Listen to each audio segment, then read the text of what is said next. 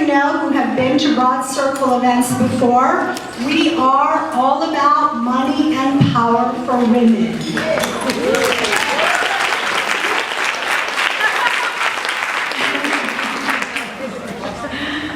So, you know, it's amazing because women have significant economic power globally already, right? We are more than 50% of the global workforce. But the bottom line is that we just need more money and power, right? And at Broad Circle, we don't count success by how many, we count it by how much. How much money, how much power, how much capital is in the hands of women. So that's what we're all about. That's what we want to create through our events. Driving revenue, growing capital is our focus, our mission, vision, passion, as I always say. And what a new point of view is, you know, there's a lot of talk about the various books that are popular now about women in business, right? There's obviously the Sheryl Sandberg book, the Leaning In book. Women need to lean in, and we need to just tweak our style a little bit to get more money and power. There's another book that says that we don't need to change a thing, the world needs to change to adapt to us, and that's not in the boys' club. There's another book which I love, which is called the Athena Doctrine. Anybody heard about the Athena Doctrine? Isn't that a great theory? That the global economy is going to shift over time and more female traits will be rewarded. That's the Athena Doctrine. So there's all these books about how and all that, but really, regardless of your point of view, I think that what we try to do at Broad Circle is create a forum, a venue for women to network with each other, to find fellowship. We all want to be out there supporting the female business ecosystem, particularly in our city.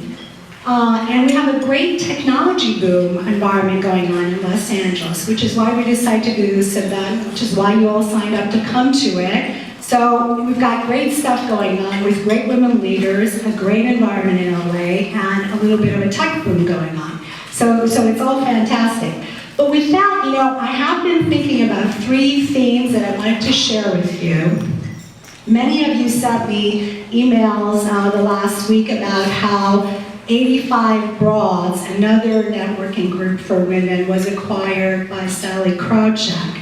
And Sally, she's a thinker, a business leader, she's out front all the time, and she has been in the investment business and the money business her entire career. So they asked her, why did you buy 85 Broads? And she said, it's because I want to invest in women.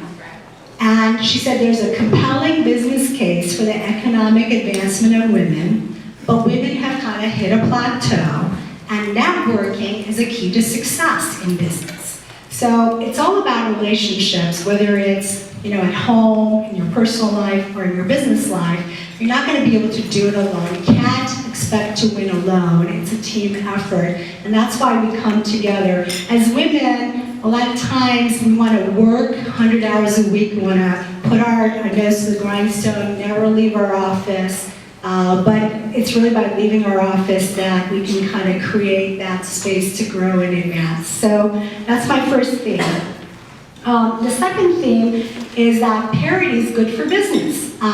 Larry Page, CEOs for the second time of Google, found his voice to say that the gender imbalances in the technology world were hurting the industry, were hurting innovation, were really an impediment to the advancement of the technology world. So I thought that was great. So there are even men who are saying that gender parity is great, we need to go there, and that it's good for business. And Larry Page should be celebrated for that. And theme number 3 is a lot of talk. We've been talking, and at Broad Circle we talk a lot. But one of the things that we talked about the last time we kind of got together, the executive Broads group got together, was that we want action, right? We want action now. We want to stop talking and we want action. How do we get to action? What's that action, right? Is it pushing on the big through all the different efforts that are out there? women on corporate boards, more women CEOs, getting more S&P 500 companies have more than 3 women on the board, more women in leadership at top companies. Is it pushing on the big? Did you know that only 76 of the S&P 500 companies have more than 3 women on the boards? Do you know that women buy 85% of the stuff out there? Do you think more than 76 of those companies sell stuff to us? Okay. So, is it by pushing on the big? Laura Martin, she's an internet analyst at Needham. She spoke at one of our last executive sessions for Broad Circle, and she said, maybe the answer is not pushing on the big. Maybe the answer is stepping out there and supporting the small, nurturing the young, and looking to support the female founders, the young female-led companies that are out there. Do you know that only 7% of venture-backed companies are female-led? Okay, so maybe the answer for action is stop pushing on the big and try to create a really nurturing environment for the small and the young and the emerging. With that in mind, we wanted to take action, so we thought of a really fun thing. Has anyone heard of Kickstarter? Has anyone heard of Chickstarter? All right. So we've got our own little fun game, the Chickstarter campaign. What we're going to do between now and October is we're going to put money into the Chickstarter campaign, but we're also going to try to raise some money for it. And we are going to take applications from female founders, and we're going to judge those businesses and applications and get to know these women between now and October. We're going to create a little bit of a business advisory board through Chickstarter for the Chickstarter entrepreneurs. And then on October 24th, in this room, we're going to give an award to one of our Chickstarter entrepreneurs. We have 4 applicants so far. We just started it. And I'd like 2 of our applicants, I think, are here. At least one I know for sure is. You'll find her card on your table. She sells, well, Stiletto Dash. Could you stand up, please? Hi. There you are.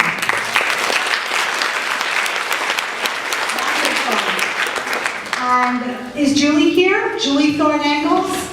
Betty Vision is our other Chickstarter campaign company. So Julie will be here a little later today, and you can say hello to her. So how many female founders are in this room right now? Can you stand up? Some of you I know.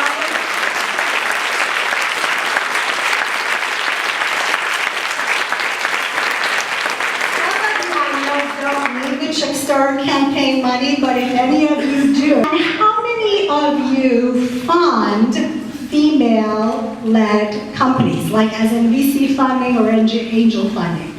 Stand up if you would. There's a couple here. Okay, you got it.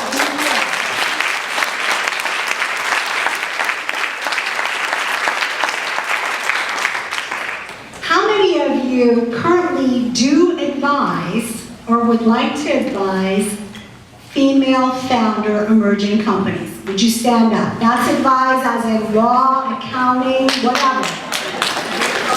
Now with that, I want to thank 2 amazing people who are here tonight. Julie MacMEDAN, who is Director of Investor Relations at Demand Media. Julie has become my new partner in crime. You can come on and walk up here. And we're constantly emailing and sharing ideas and getting together for lunch, and so I'm so excited about having Julie's help. Broad Circle is not a single woman project, so I have many people to thank, and Julie's one of them. So Julie, come on up. And I also want to thank, once Julie's done, April Spencer of Ernst Young. Ernst Young has been an incredibly generous sponsor of Broad Circle since probably 3-4 years ago. It's because they are very supportive of women's leadership. As a woman like April Spencer will tell you, they support women's leadership in many ways. So, Julie, go ahead. Thank you. I have some very brief remarks, and I'm very excited to be working with Daria to bring panels like this together, because it's very satisfying to me and something I'm very passionate about, which is technology and women leadership.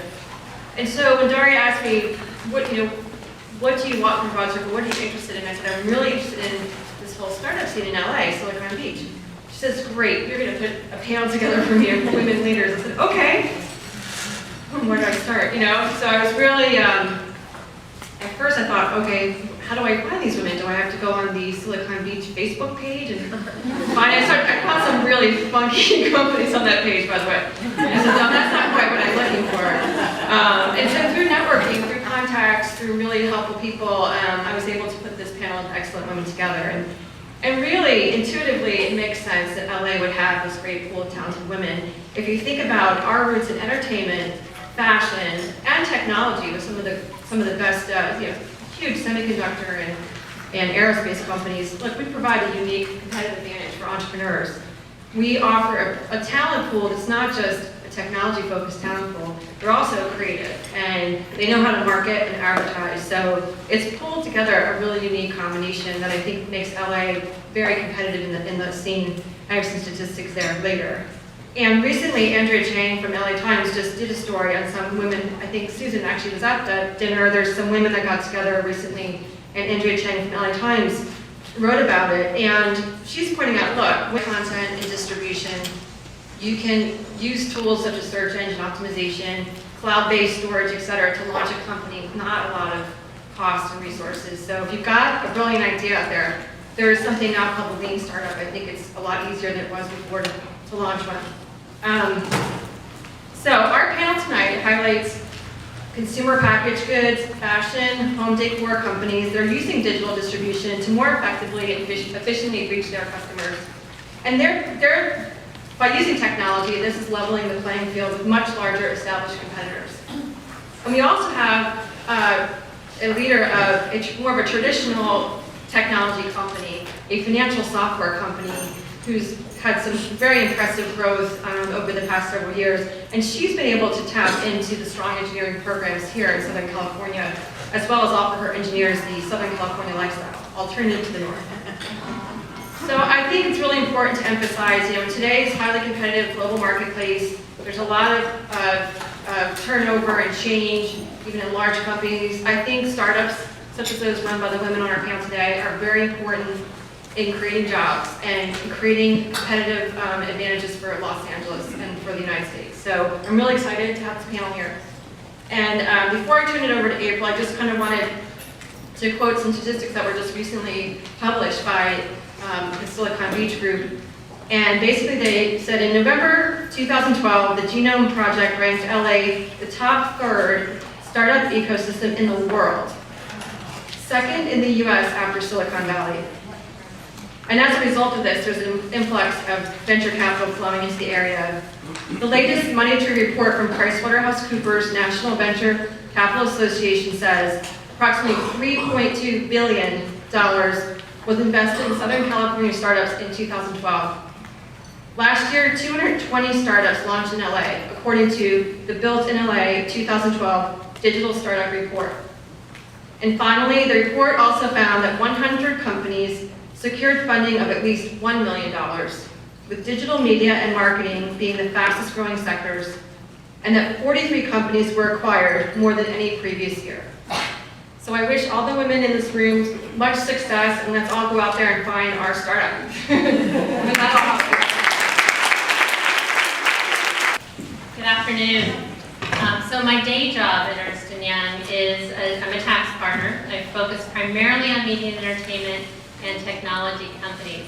And while I do very much enjoy providing tax advice to my clients, one of the most fun things I get to do is meet entrepreneurs through our Entrepreneur of the Year program and our Entrepreneurial Winning Women program. So I'm the program director for Greater Los Angeles, and I have a blast doing that. I just, so much energy and passion, and it's just a lot of fun. Through these two programs, we really have the opportunity to recognize and celebrate those individuals who are building businesses and creating jobs, and through their vision and passion and energy are really changing things and really changing the world. So it's so much fun, and it's something I really enjoy. I'm born, bred, and raised in Los Angeles. I'm a native. I've been serving entrepreneurs for 20 years, and at Ernst Young, and I'm so proud to call the city my home. And you know, there's always been an entrepreneurial spirit here. This is a city that's built tremendous companies in a variety of industries, you know, from aerospace and apparel, media and entertainment, and now increasingly technology. And it's fun. There's so much energy. Well, there's a lot of energy in this room, by the way. There's so much energy just in general around this space right now, and it's really exciting. I forgot what else I was going to say. We are a longtime supporter of Broad Circle because we do believe in power of money for women. So absolutely supportive of that, and we love to see more women-owned companies, more women, you know, at the table, and you know, really being a strong contributor to the economy. The panel discussion tonight, I'm so excited for. I will tell you right now, we are going to run out of time. You're going to be very disappointed when it's over because there's so much more you'll want to know from these women. So it's such an amazing group of women.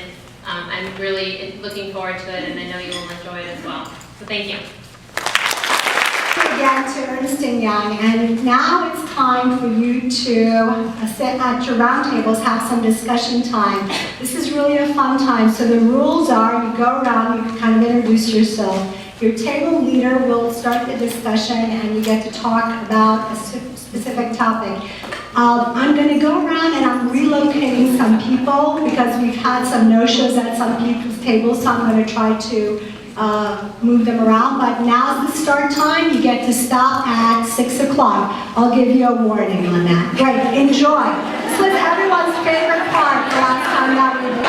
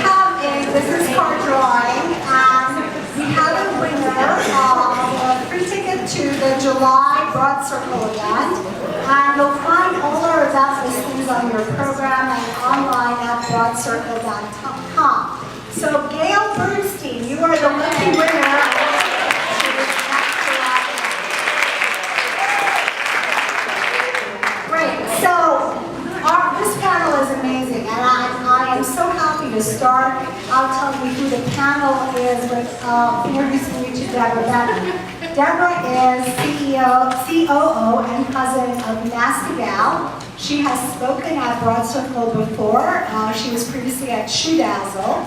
She's a veteran startup and technology leader, and we're so delighted to have her. You'll find her bio and all of the others at your table in the program. We have Susan Feldman, co-founder, chief merchandising officer for One Kings Lane. So we're delighted to have Susan with us today. COURTNEY NICHOLS GOULD. Believe it or not, there's another COURTNEY GOULD here tonight. We're not limited by COURTNEY is co-founder and co-CEO of SmartyPants Vitamins, a vitamin that all of you should be taking, and your children should be taking it as well. Dana Settle has also been a Broad Circle speaker before. She's a partner at Greycroft Partners, and she's been very generous about sharing her thoughts and comments with Broad Circle in the past. THERESE Tucker is CEO and founder of BlackLine Systems. Is there a piano, please?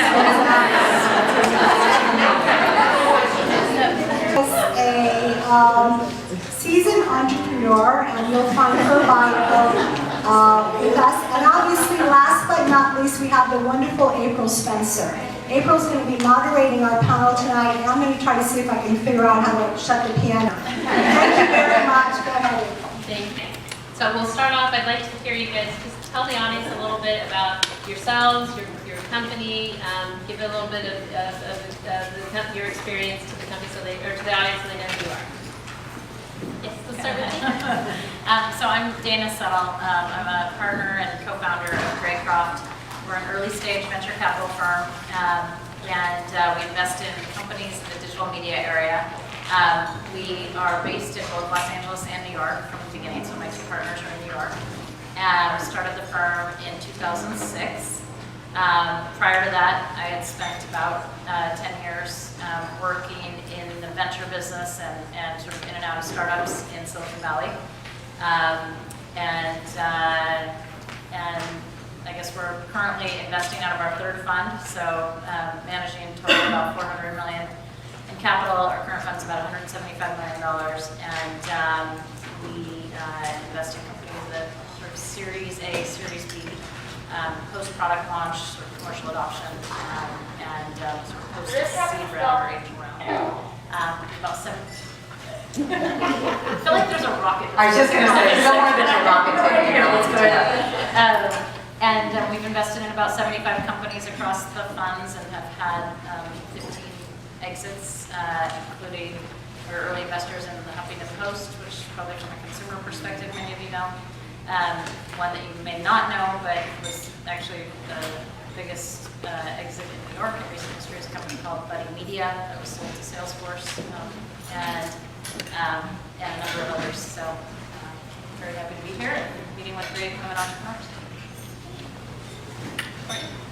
Hello, I'm Courtney Nichols Gould, and co-founder and co-CEO of SmartyPants Vitamins. So we are a preventative health care company. We started the company because it seemed like there was sort of a broken solution to a real problem, which I'm sure you all have experienced walking into a drugstore or grocery store and standing in front of a wall of 10,000 different bottles of vitamins and thinking, I think I'm supposed to take Sun Omega, or maybe I'm supposed to take this. And so it was a problem in need of solution that was a very broken one. So we were focused on trying to come up with a better solution. And that's where SmartyPants came from, and my background is really as a builder. So I tend to be very attracted to kind of high leverage problems that seem to have a lot of obstacles, seem to be very fun, things that have very big competitors, that have government involvement and are quite tricky. My last company, I was the founding COO of Clear, which was the fast pass for airport security. And it was an amazing endeavor, but very, very challenging. And I think it's just because, life is short. So if you're going to spend all of your time and energy, sort of addicted to something or obsessed with some problem, it's nice if it's a big one. And so for us right now, we feel like the healthcare crisis in this country is real. That the costs that are associated with a lot of the rising rates of obesity and just chronic illness that we're facing could be helped if we focus a little bit more on the preventative health side. And so we try to come up with a solution that's an all-in-one vitamin line that makes it a lot easier for people to do a little bit every day instead of, we've kind of created a solution that's great for the 5% of people who have a lot of money and time and discipline to follow a very complicated regimen, and that just isn't realistic for most people. In addition, there's no brand. No one ever says, they all say I take vitamin D. They never say I take SmartyPants, which is something that we are hopefully on track to change. So we're a relatively new company. We've only been selling our products for about 2.5 years, but growing very, very fast. And we started out online, direct to consumer, and then moved into online retail. So we have the top selling vitamin in our category on Amazon. And now we're in offline, so we're about to do a national drug chain rollout. We're in Whole Foods, we're going into a lot of the offline retail stores. So I think that's what's unique about the timing of when we started our company, which is that omni-channel is now really I think actually a key strategy for having and building a dominant brand, at least in the CPG world. And there are a lot of specific issues and challenges that come in with cash management. When you have an inventory-based company, which is new for myself and for my husband. We come from the tech world and from internet-based businesses, so that's kind of been a unique learning experience for us. Hi, I'm Susan Feldman, co-founder and chief merchandising officer of One Kings Lane. I hope everybody has heard of One Kings Lane. You are.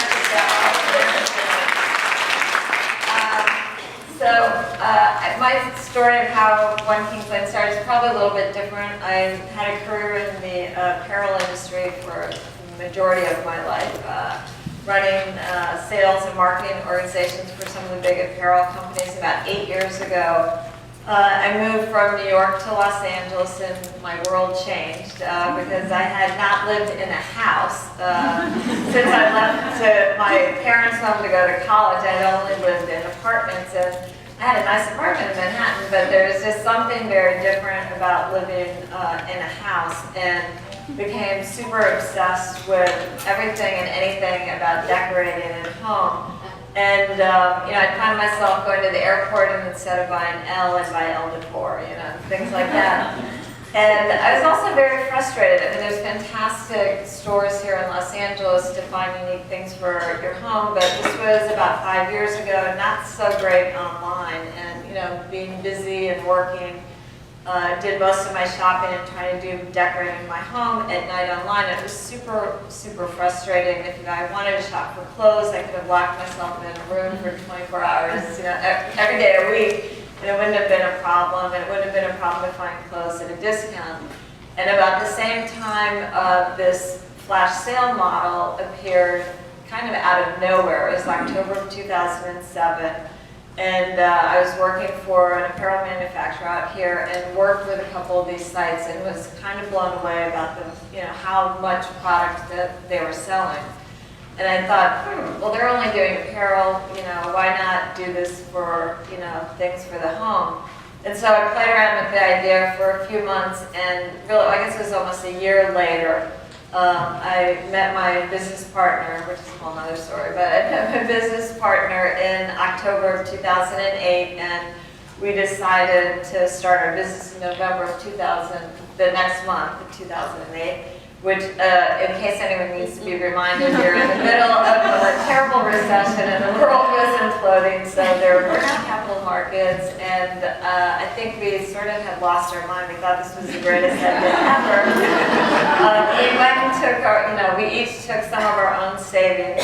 We didn't even try to raise money, and we figured we would, make a go of it, and if we could get to market fast enough and we could outsource everything, that we would be able to get this up and running. And that's pretty much what happened. We launched the site 4 months later.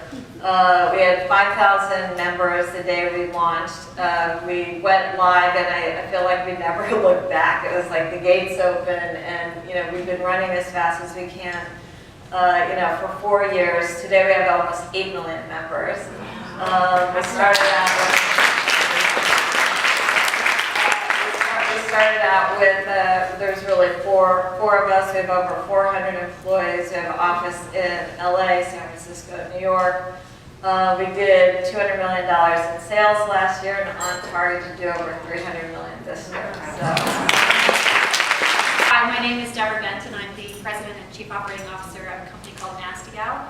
Nasty Gal is one of the fastest, if not I think last year we were the fastest online retailer in the United States.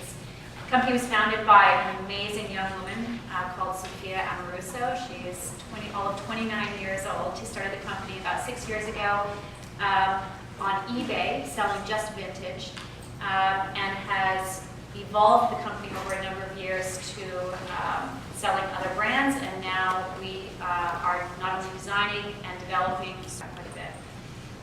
Very exciting company. It's a company that has really grown primarily from social media through this incredible brand that Sophia has created. Last year we did just about $100 million. This is a young woman that, not college educated, extraordinarily bright, and about 6 years ago decided that checking student IDs at a local college, making $11 an hour was just not a way to create a life for ourselves. So it's incredible what desperation can do. Prior to Nasdaq, I've been with Nasdaq for about a year. Prior to Nasdaq, I was with a company called Chudazzle. I was the chief operating officer there, basically from the beginning of the company until I left a year ago. For those of you who are old enough to remember eToys, it was in the 1.0 timeframe.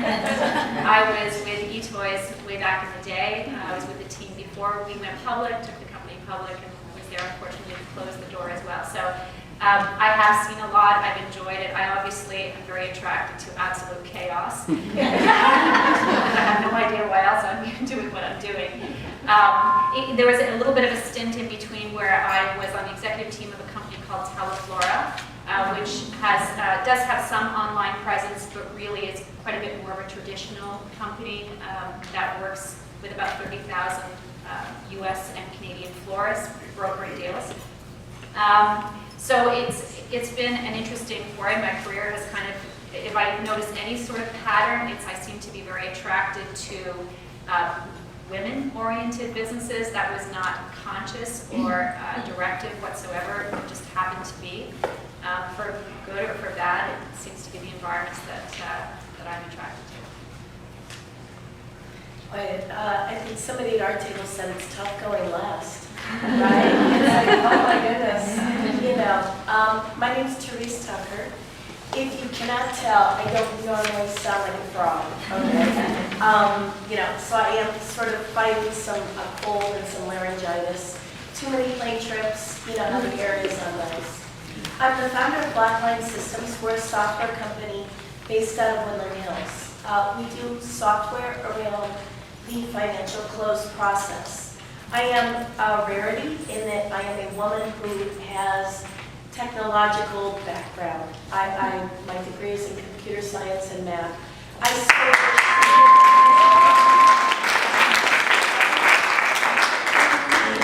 You know what? I so believe that women are so awesome in technology, and they're just never encouraged to go into it. I mean, it's you know, we look for women programmers. They're so hard to find. I mean, you know, it's less than 10% always of our staff, and we look for them. But so BlackLine, I actually incorporated in 2001. Started it because I got bored. All right, you know, it's why do we do this to ourselves, right? I mean, looking for the punishment. You know, because being retired just wasn't good enough, right? I got bored and took everything that I had and put it into it. Then when I put everything I had into BlackLine, then I started liquidating my retirement fund and my savings, and took out a second mortgage on my house, and maxed out my credit cards. You know, insane, ridiculous. Last year we did 25 million in revenue. We have been growing 50% year over year. We expect to do about 38 million this coming year. We have tremendous partners. We have more than 600 customers. Very, very big names, you know, eBay, certainly AT&T, Boeing, across all segments. So, you know, we have 157 employees, and it's really a lot of fun. It's just great fun to see where we've gotten to. And, you know, people will say, well, that was, you know, really wise of you to put everything into it. It was, you know, such a bad decision. But I'm really thankful that I did, because now we have this great company and this great culture, and I just love the people that I work with every single day. And, you know, having come from a big corporate environment, being able to, you know, walk over into the kitchen in my flip-flops every day is really wonderful. To build that kind of, you know, casual atmosphere where, you know, we like each other. It's just such a blessing day in and day out.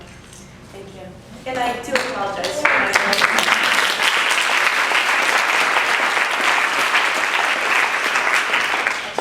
A fantastic group of women. So let's stay for a moment on your companies, and let's talk a little bit about bootstrapping versus raising capital. So maybe Teresa, since you were just talking, we'll give you a chance to drink some water. Ready to go?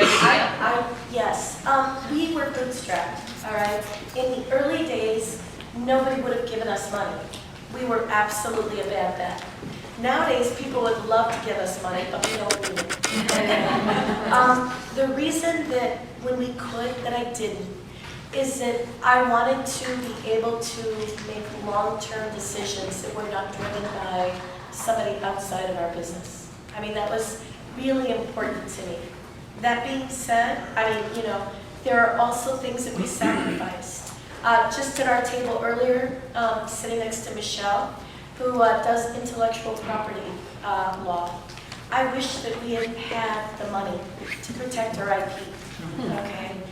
So, you know, there are sacrifices that we made by not taking money. At the same time, it's sort of fun to be in charge of your own destiny, as much as you ever are. Susan and Courtney? Yeah, I mean, we definitely bootstrapped the business. We did the whole credit card thing, and it got a lot of miles. We were very scrappy, you know, I think we still are, but in the beginning, super scrappy, and if, you know, we had to fly to New York, we went on miles because we were, you know, doing business and getting lots of points on the credit card. But we got to a point pretty early on, we were talking about this the other day, I'd say it was about 3 or 4 months into, you know, launching One Kings Lane, where we had good traction from the day we started, and all of a sudden we started getting a lot of inbound requests from, you know, people that wanted to invest in the company. And we really were at a crossroads. It was clear that if we kept doing what we were doing, we'd have a great lifestyle business. But we also felt that we had something really special and had a brand that if we had the right resources and the right people working with us, we could take that and blow that up into something really big. It was not an easy decision. You know, a lot of conversations with Allie, who's my business partner. You know, many conversations about, you know, taking money, giving up part of our equity. It felt so strange in the beginning to do that. It was, you know, we had put our blood, sweat, and tears into, you know, everything that was happening at that point. But I think we finally realized that this was such an opportunity that, you know, doesn't happen very often, and that if we did find the right partners and smart money, that we could actually take this and make it into something, you know, really big. And so it took a long time. We talked to a lot of people. I was talking about at our table, and I think I told you guys the story that, you know, we talked to a number of VCs. We turned down a lot of term sheets. One even called me back 3 months later and said his wife was really mad that he had invested. And I told him he should have talked to his wife before he gave us a term sheet, but he didn't. But we found great partners, and in December, which was about, I guess, 6 months after we launched, 6 months after we launched, we closed our Series A with Kleiner Perkins, and they've been fantastic partners. We've done subsequent rounds after that, but with that money, we were able to really, because we had outsourced everything, that was, I had mentioned how we got started, we were able to go back and start bringing everything back in-house and have a different type of control really over our destiny, because by outsourcing it, we really did. So we were able to hire a fantastic CEO, we were able to build our own platform, we were able to bring all the creative in-house and build it. I mean, all that creative that you see on One Kings Lane is done every single day by our creative team, which is, they're fantastic, but we didn't have that until after we had done the funding. We were able to put the infrastructure in to actually build what we believe could be, you know, one of the next greatest brands on the internet and be a $1 billion company. So without that financing, I don't think we would have been able to get there, and we are getting there obviously much faster than we would have had we taken the lifestyle path, which might have been a little nicer, but I mean, I'm having the time of my life. We are having a blast, and I couldn't in my wildest dreams, you know, ever imagine having as much fun as we are. But so anyway, we did both, and there were, you know, reasons why. And Courtney, you did it a little differently too. Yeah, I mean, I would say, one, it's so great to identify, I think what you just said there is so important for startups, which is to identify that which you need to have in-house what is it that makes you unique? Right. So if it's the creative or if it's the actual product, or it's so important because then you can figure out what you want to outsource. And I think that's a great thing for people to hear. But on the financing side, I think it's great to bootstrap through the proof of concept phase. And it is different in different industries, especially in ours where there are a lot of barriers to entry, where people are going to be very suspicious. My co-CEO is actually my husband too, which I didn't add, just for a little extra excitement. But we both came from the tech world and we're so used to raising from tech venture folks, and we knew this was going to be very different. And so since we were new to it too, I think we wanted to make sure that we could prove and demonstrate our understanding of how the market is going to work and how the pricing would work, and that we really could sit in a room with investors and be able to say to them, you know, we really understand this business and we understand enough of it that you now can have faith in us and invest in capital. So I do think it's great to bootstrap in the early phase, you know, kind of through proof of concept. And then I think it is important to start talking to investors, really also to find out how much you really know and don't know about your own business, to find out how viable it is, to find out what questions you're hiding from, because it's, you know, we always talk about the kind of keep you up at night scenario. You know, I try to not lose that, like what is the thing that I really could be a business ending event, because it's nice to not think about that. But if you don't, you know, that stuff can really come back and bite you, and investors like to see that you are thinking about that and that you have an awareness of that. So I think going through the investor process is important. It is. It's a we'll find out very quickly. We have always attempted both to preserve our equity, but also we've raised the minimal amount that we needed. And so we've actually done 3 rounds instead of 1, where we've only raised sort of small increments of capital, $500,000 here, $1 million there.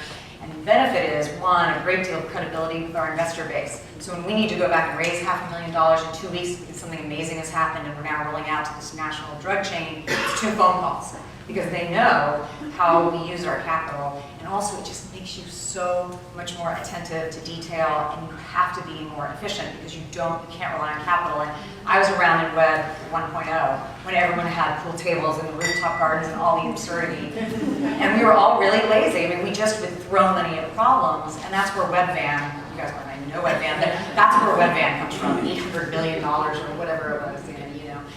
So for me, I would say it's good to bootstrap to get a proof of concept, then to go out and start talking to investors. And also that's strategic money. A lot of those angels, there will be benefits way beyond the cash that they're giving you. So you might take an investor who only gives you $10,000, but the people they know will be worth $5 million in their next round or whatever. And then when you're doing that first seed round or the second round, I would say, you know, raise what you need, prove it, and then go out and raise it, because you're able to do it at a much higher valuation with a lot more credibility, and that's been sort of the path that we've taken, and so far it's been successful. And it's scary when you have an inventory-based business, and this is the first time I've done this, you know, the cash flow and financing of that inventory and having unpredictable surges in your, you know, we've got a 300% year-over-year growth, and it's like, I'm buying inventory for 6 months from now when I have revenue today. You know, it's a whole different world, but anyway, that would be my approach to financing. Yeah, I think the theme there about being scrappy and getting through that time sets you up for having a good discussion with the lender when you go to get the financing, when you go to the capital markets. Dana, I'm curious what's your experience about being on the other side of it? What advice would you give, or what do you see in terms of companies coming to you and the timing of when they might come and raise capital? Well, I think everything that Courtney and Susan have said is exactly spot on. It's exactly, I mean, it's amazing to hear that, you know, entrepreneurs are so enlightened about it and sort of thought it through in the way that is just real. I mean, I think sometimes there's almost a tendency, and I think this happens actually more in Silicon Valley, candidly, than in Los Angeles, from what I've seen, because I've spent time both places, but where it's almost a game, the fundraising process. And so it's sort of like, put together the perfect deck, you know, put together the milestones, and I always laugh that, I don't know if you guys are familiar with YC, but it's an incubator, and it, I mean, literally, it's like every company that comes out of there, they have the same deck. It's like, find a metric, go hockey stick, you know, and it's sort of like, but what about what the business actually is? And then what about actually, exactly, actually what, you know? And so I think it's just, I mean, I think that the best advice that I can give to any entrepreneur is just be really intellectually honest about what your business is and what your individual strengths are. I mean, I think Susan and Allie were phenomenally, I mean, enlightened in terms of the timing even that you brought on a CEO, which I think some people would have thought at that stage. I mean, it's a really, you know, difficult decision to both bring on capital, sell part of your business, and bring on a CEO who you're handing over the reins to.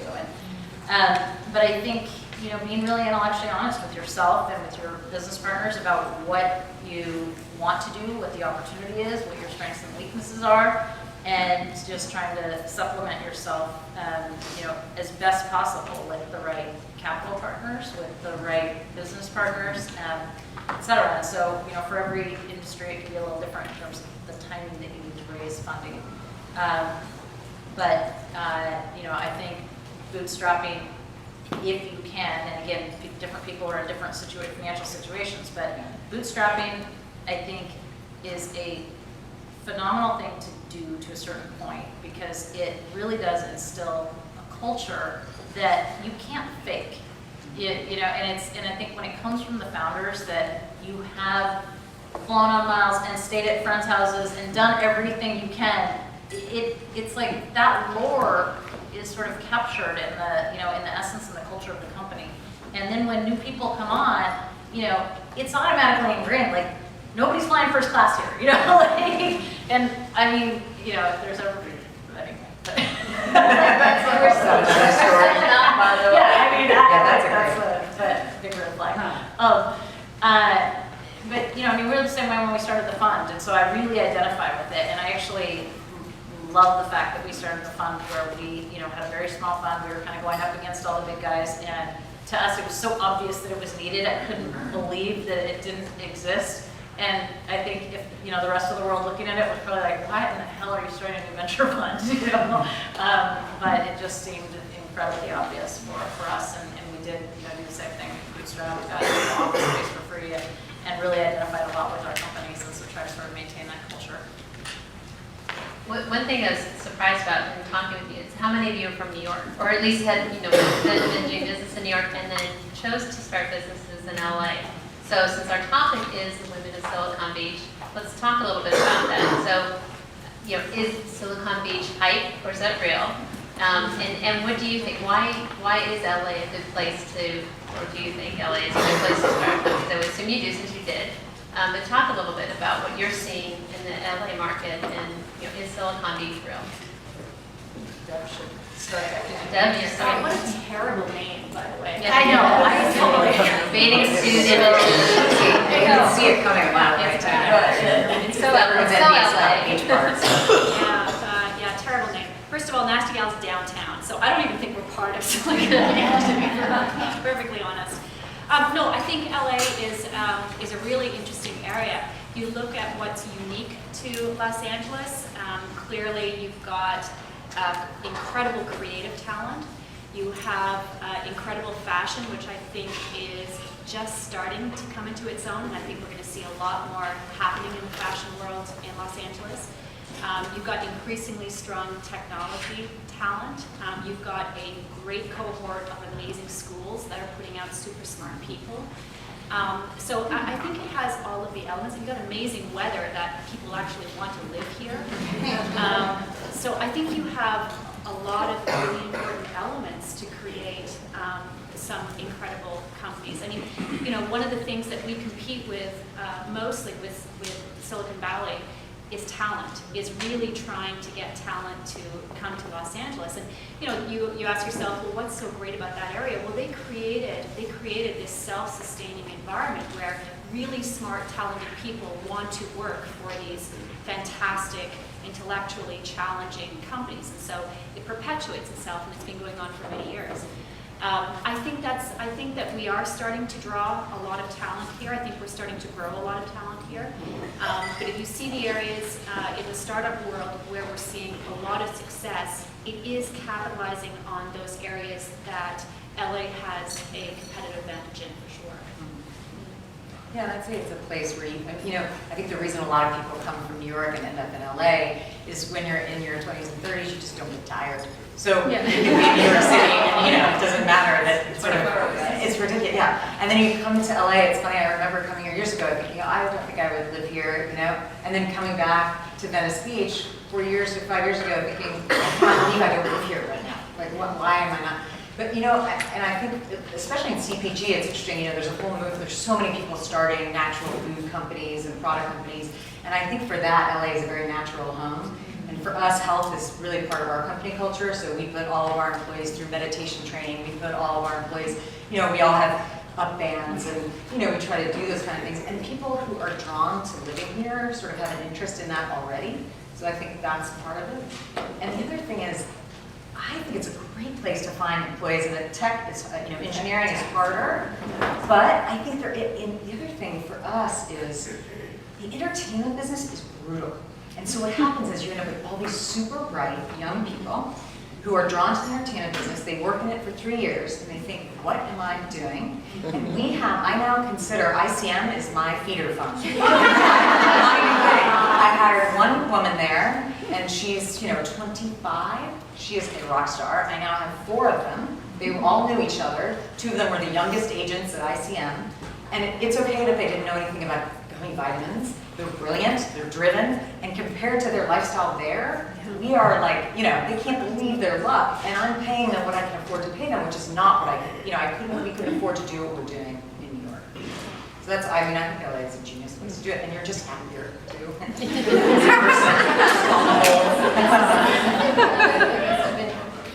For us, when we moved out here, my husband actually started a business as well, and we laughed because we were like, if we stayed in New York, we never would have probably done either of these, because if you're in the corporate world, there's just so many more opportunities, I think, to stay in the corporate world there.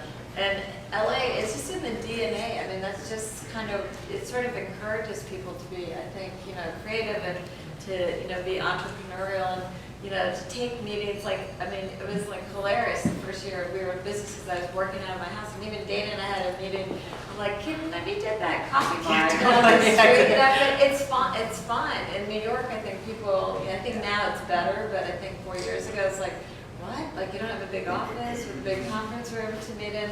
In LA, because that's just sort of the culture, it encourages that, and it makes it, I think, a lot easier to go off and do it. Just do it, make it happen. I think there's an element in LA, just talking, because I do a lot of work in New York, obviously in fashion, you have to be in New York a lot. New York is steeped very much in a traditional area. And I can speak mostly from the fashion world. It's super traditional, and the way that they operate and the way that they think, and I would argue it's why retail as a whole has been very slow to die. That's right. Yeah, and so there's a lack of flexibility, a lack of openness. There's an elitism about New York, and particularly fashion, that I think it would be difficult for a nasty gal to really find the same sort of success that we have found in Los Angeles. Because Los Angeles has this flexibility, this openness. There's a little bit of the wild, wild west. We have the influence of getting some great capital from California. So I think, I'm not sure that companies would find the same sort of openness or That's right. So it's really interesting, actually, because it is true, and yet somehow that story is historic. Which is why I think it shouldn't be Silicon Beach, because that is such an also-ran. I was in New York in Silicon Valley, which I also thought was cheesy and horrible, and it was like, why don't you just be Manhattan? Right. You're Manhattan. You don't need to. Los Angeles is a pretty good name. Yeah, LA, that's right. So it's really interesting, actually, because it is true, and yet somehow that story is historic. Which is why I think it shouldn't be Silicon Beach, because that is such an also-ran. I was in New York in Silicon Valley, which I also thought was cheesy and horrible, and it was like, why don't you just be Manhattan? Right. You're Manhattan. You don't need to. Los Angeles is a pretty good name. Yeah. Exactly. Right? Like that. Yeah. All right. Each going Silicon Beach, right? Yes. No more. Nice. David, what's your perspective, again, on the other side, in terms of, are you seeing companies and Definitely. I think that all of the elements that are, really helping to sort of build the entrepreneurial community are here now. I don't know. There are probably 20 accelerators, incubators that have started in Los Angeles in the last 2 to 3 years. And what that does is it just just helps to create kind of connections between, you know, entrepreneurs, engineers, designers, or putting them all in one place. And even if one of their companies, you know, doesn't succeed, they'll end up joining another one that is succeeding. And so I think it helps to just sort of bring people together. So I think those are great, you know, sort of great signs. The one thing that, you know, I think Silicon Valley traditionally did really well was incorporate or sort of, you know, connect the universities to the capital sources. And so that's something that I think we're still probably a little behind on here, and we're trying to, you know, make some efforts to make that happen. I think that there are more, I believe there are more engineers that are graduated from Southern California universities than anywhere else in the country. And so, however, they don't stay here. And so we're actually, you know, working on a couple of efforts to try and, you know, put together internship programs for undergraduate engineers with startups in, you know, in Los Angeles, just to connect them, and then do sort of mentoring programs with, you know, entrepreneurs and venture capitalists and angel investors, so that they are just connected to the community. Because, you know, otherwise, I mean, Google comes down, Microsoft, I mean, they all come down and recruit from these places that are terrific. So I think doing a better job of kind of helping to maintain talent here is something that will, you know, help ensure sort of longevity of the current wave of entrepreneurialism. Yeah, with the number of colleges and universities and things that we have in LA, growing this talent, we need to keep them, not let them go away. Courtney, one of the things you talked about that I thought was really interesting is you mentioned about competing against all of these other, you know, vitamin companies and big companies. How are you doing that, and how did you, you know? We're crushing it. Yeah, I know you are. You know, I think the reason that we're growing, that's right. Romantic. So it's really interesting, actually, because it is true, and yet somehow that story is historic. Which is why I think it shouldn't be Silicon Beach, because that is such an also-ran. I was in New York, it was Silicon Valley, which I also thought was cheesy and horrible, and it was like, why can't you just be Manhattan? Right. You know what I mean? You're Manhattan. You don't need to. Los Angeles is a pretty good name. Yeah, exactly, right? Like that. Yeah. No more. Nice. Dave, what's your perspective, again, on the other side, in terms of, are you seeing companies and Definitely. I mean, I think that all of the elements that are, you know, really helping to sort of build the entrepreneurial community are here now. I don't know. I mean, there are probably 20 accelerators, incubators that have started in Los Angeles in the last 2 to 3 years. And what that does is it just helps to create kind of connections between, you know, entrepreneurs, engineers, designers, or putting them all in one place. And even if one of their companies, you know, doesn't succeed, they'll end up joining another one that is succeeding. And so I think it helps to just sort of bring people together. So I think those are great, you know, sort of great signs. The one thing that, you know, I think Silicon Valley traditionally did really well was incorporate or sort of, you know, connect the universities to the capital sources. And so that's something that I think we're still probably a little behind on here, and we're trying to, you know, make some efforts to make that happen. I think that there are more, I believe there are more engineers that are graduated from Southern California universities than anywhere else in the country. And so, however, they don't stay here. And so we're actually, you know, working on a couple of efforts to try and, you know, put together internship programs for undergraduate engineers with startups in, you know, in Los Angeles, just to connect them, and then do sort of mentoring programs with, you know, entrepreneurs and venture capitalists and angel investors, so that they are just connected to the community. Because, you know, otherwise, I mean, Google comes down, Microsoft, I mean, they all come down and recruit from these places that are terrific. So I think doing a better job of kind of helping to maintain talent here is something that will, you know, help ensure sort of longevity of the current wave of entrepreneurialism. Yeah, with the number of colleges and universities and things that we have in LA, growing this talent, we need to keep them, not let them go away. Courtney, one of the things you talked about that I thought was really interesting is you mentioned about competing against all of these other, you know, vitamin companies and big companies. How are you doing that, and how did you, you know? We're crushing it. Yeah, I know you are. You know, I think the reason that we're growing as quickly as we are is that we approached the problem as human beings. So these are always, I'm sure Dana would say, like the companies that I think really typically do so well are that have a real problem they're solving. So in other words, my husband and I, and one of our co-founders who has a big preventative healthcare practice here in LA, we're all seeing the same problem, i.e. we go into the store, stand in front of the wall of vitamins and just think, this is nuts. I need a PhD. I just, I'm not going to rely on Dr. Oz. I'm sorry. Like, I don't know what to do. So it really came out of an organic need. And so what happens is, my husband said this once, and it was quite smart. He said, the supplement industry, those big companies, created a product for the way they want you to buy it. And we created a product for the way you wanted to buy it, right? And so the idea is we tried to pay attention to what actually is going on versus what both the supplement industry would want from you, which is to take all these different vitamins, and what Michael Pollan, who is amazing and brilliant, and I agree with every single thing he says, but he does not live in the life that I live in. And I have a lot of resources, right? I mean, I've been extremely fortunate, I've been successful, I have all the information, the money, all the things that would allow me to sort of give the kids and myself and my husband the best in terms of nutrition, and we don't do it. We can't get it done.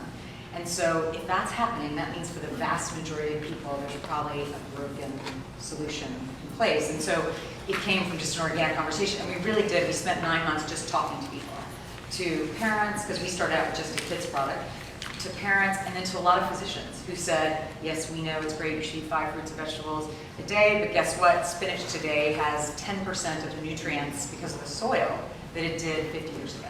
So even if you're eating 5 fruits and vegetables, that's why we're still seeing deficiencies. So I think I think they're sort of baffled. I don't think the competitors conceive of that approach of having you buy one product, but they want you to buy 5. And they all are typically been around for 10 years or more before the idea of omnichannel even existed. So they're built into this distribution channel of being on lots of doors and maybe turning 1 unit a month versus high volume, but maybe only 3 relationships, but our margins are amazing for that reason. So my guess is that we were fortunate in the timing, and we had identified something that is a real pain point for a lot of people. Well, and you've also talked about connecting online, like almost creating conversations online to help connect, the people to your product. Yeah, I think story is kind of the big angle. Brands with a story are what you're starting to see emerge. And so online, just like these, Nancy, I'll tell you the story so much before I even connected with, went to the site, that the internet allows you to do that. So we focused on creating a story, and people get to see us. They know me, they know Gordon. It's not like a vitamin company. And especially when you're talking about an ingestible that you're giving your child. And we're so lucky that we started with the toughest thing, like the highest hurdle to get over is to make a product that you know is so good that you will let your kid take it every day. So I think the online part is critical in terms of communication, and none of the other brands that we compete against do that because they, again, are focused on whole foods and creating end caps and all that stuff. But it's kind of like our ignorance really is a blessing. A lot of times when you go into these colossal challenges, every startup founder, I think, I'm sure you're like, if I knew then, like I would never have done, right? Like you're so glad you did, you're having the time of your life, it's amazing, and yet every 6 months, like I can't believe we just got it. Like I can't believe what just happened, it's kind of nuts. And I think online is it's very story focused, and I think in our particular world, consumers are very research driven. So. Yeah, and I think with direct to consumer businesses in general, and I think sort of the common theme here is sort of this sort of stories behind and the people behind the concepts are the real deal. Like right. You felt the pain point, you really knew the problem, you saw an opportunity, and it was sort of authentic to who you all are as founders, as entrepreneurs, and online in particular, where there is that direct connection with the consumer, like you can't fake it. You can't, and that's something that but it doesn't last very long. Well, it doesn't last very long, and I think that's what we've seen in a lot of these, a lot of companies that have kind of come and gone in the direct-to-consumer space online. I think if you sort of look behind the scenes, that's what's sort of been, either a copycat model or, sort of, I sort of laugh about this, but like, guys starting women's companies. Not that that's always the case. That can be, but I do think that there is a really important element of authenticity of the sort of founders and founding team and the story behind it that sort of continues to, sort of grow and connect with the community, and that's why people continue to shop for this, sort of want to support the story. I mean, even when I was at dinner over at Susan's house the other night, and I walked in and I said, oh my God, I feel like I'm walking in, like, I feel like I just opened the door on One Kingslade's website. And I feel like that's how you should feel when you go into that experience. Consistency of voice. I heard that. It's funny too, because we got two really good pieces of advice when we started. One from Alice's husband, one from mine. One was move fast, so that was, we did move very quickly. I hear that in my head all the time. And the other one was be authentic. And I think nothing trumps that, because it just, even the first people that we hired, like our #1 employee, we had no right hiring her for any reason except for she was like super smart, like you said, but she said, she said, I have to be involved in this. Like, I have to, this is like, I love this, I love what you're doing, I have to be a part of this.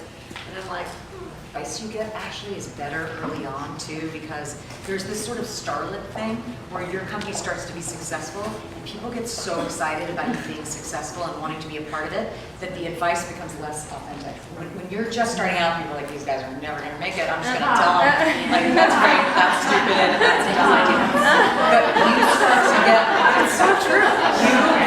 In the last 6 months, we have a couple major deals that are going to be rolling out, and then, and now every single retailer is calling us, and you can tell they have not looked at our product. They don't know if it's going to work in their environment. They don't know anything about us. They don't even know what my product is or why it's different from the 70,000 vitamin they have. And I can tell they haven't thought about it, but they're the excitement, right? Same thing with raising money.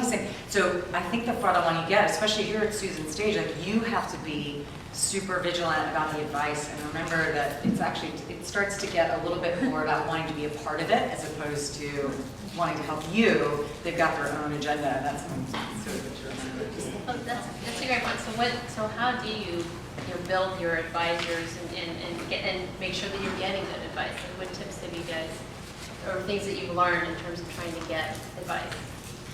For me, when I built my advisory board, both this company and the other ones that I've been a part of, it's just always been about where are my deficits and what is the biggest pain point that I can't afford to pay for.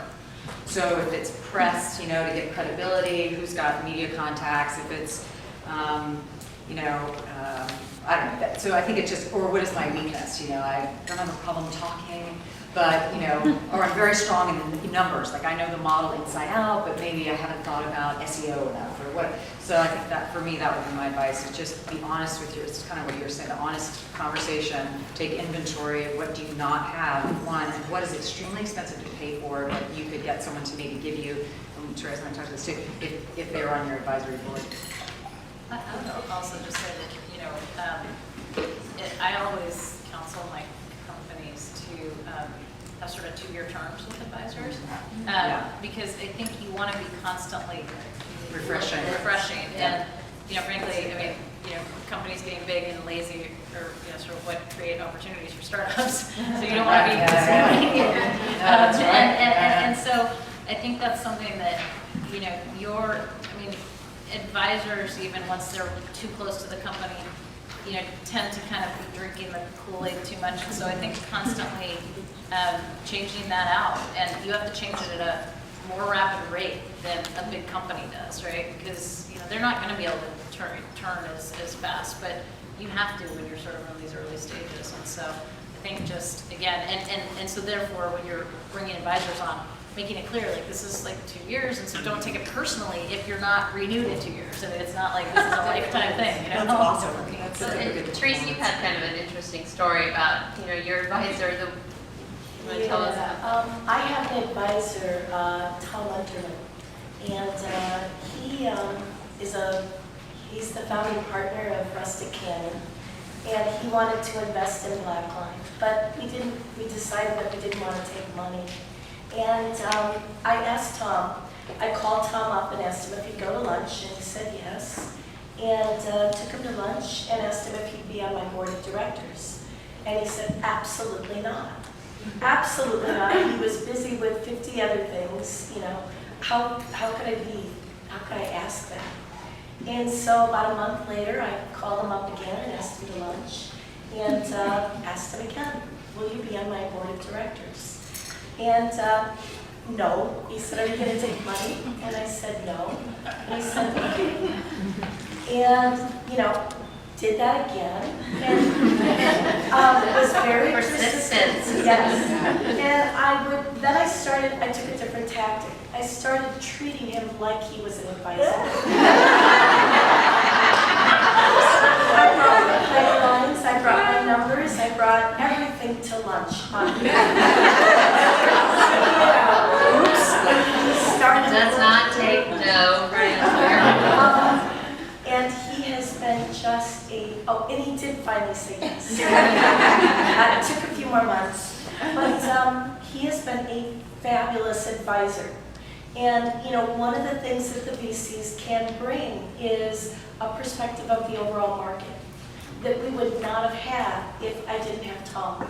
So, I mean, that has been huge just for him to say, you know, hey, here's what other companies are seeing. I went to lunch with him one day and I said, you know, I think I've got to fire my entire sales force. We did really badly in Q3. And he said, every company in our portfolio took a dive this quarter. And I was like, boy, I avoided that bullet, right? Just by done that.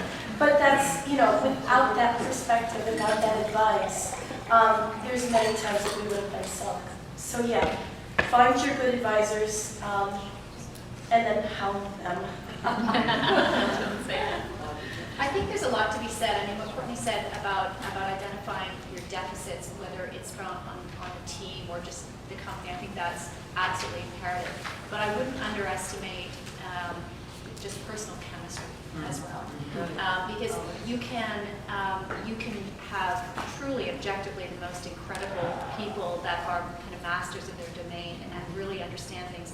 And if you guys don't have a connection, and if you can't imagine working with this person or can't imagine there being trust, you'll go nowhere. So I think you know, making sure that at a personal level, because you're going to be, you know, these guys are going to be in the trenches. If they're good advisors, they should be in the trenches in particular areas with you. And if that doesn't exist, it's not going to be a fruitful relationship. But as Teresa said too, I mean, you know, I think just creating an advisory board does not do it. Yeah. You do have to be proactive with them. I think there's some things. We don't have one. Yeah, We never or don't have one, right? Yeah, I mean, but either have one and be productive with And them. by the way, that doesn't mean that we didn't talk to a lot of different people. I mean, both Ally and I networked a lot. You know, whenever we needed information or weren't quite sure about something, but we never put together an actual board. Honestly, I'm not sure we would have had time for one. You know, I feel like we were. I think that's what happens to a lot of people. We have one, and I hear it's the 80-20 rule every time. Yeah. 3 of our advisors way overperform and are amazing, and to your point about chemistry, because they love what we're doing and they're so in it, and the rest of them, It's our fault. It's a lot to manage. Exactly. It just But I mean, I think what we've also been able to do is that with Kleiner, you know, we have one of the partners is on our board. We have a very small board. But there's another couple of partners there that we really like the way they think. They think pretty much outside the box, and so we'll take, you know, meetings monthly, you know, or quarterly with them, just to talk about what we're doing and see if it sounds right or that they have some other ideas, because they see a lot of what's going on out there also. So that's been a good source of advice for us. I'm interested in both Deborah and Susan. You're in these companies that are just, you know, huge hockey. That's the real hockey stick growth, right? Not the one in the presentations. So Deborah, tell me, like, what is it like to manage in the chaos? I think you mentioned the word chaos, and what are those critical decision points in time when you're managing through, you know, hockey stick growth? Well, I have about 10 people from my team here. They may actually better be answering this question than me. Yeah, I mean, I don't know. You know, hindsight's 20/20. When you're in the thick of things, you go a lot on instinct, and you go a lot on where you're hearing the biggest noise and kind of you know your big near-term pain points. I'd say probably one of the most critical decisions is how to build the team and how quickly to build the team, and finding the right people. Without a doubt, building that is probably the most critical element, I can say, in successfully maneuvering that kind of growth.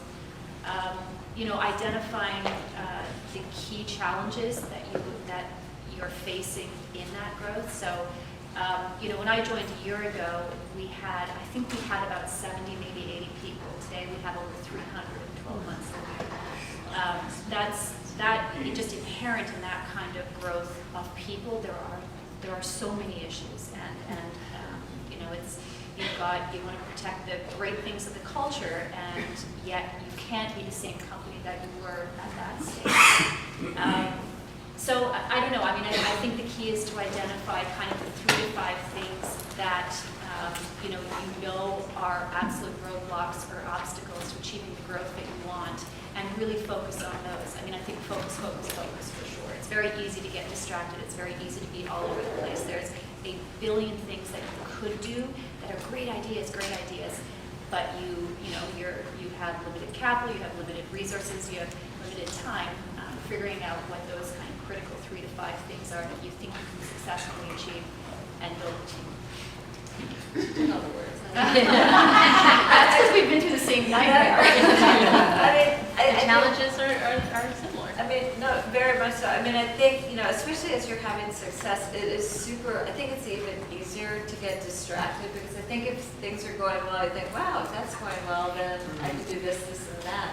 So I think, I feel like there's so many moments where we sort of had to do this and say, stay focused, like we have a really good plan, and our vision, our strategy is great, and let's just stay with that, and let's not go this way and that way, because I think there are, no matter what your resources are, they're still limited, whether it's money or people, and it's really all about leveraging and getting the biggest bang for your buck, so what are you going to do that's going to give you the biggest return and have the biggest effect on your business? And so staying focused helps, and people is a really big one as you're growing too, for sure.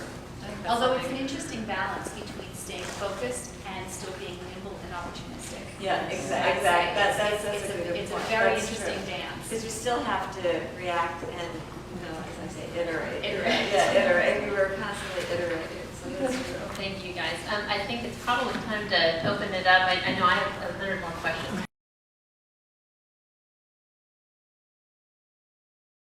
But I know you probably do as well. So we will open it up to questions from the audience. Yes.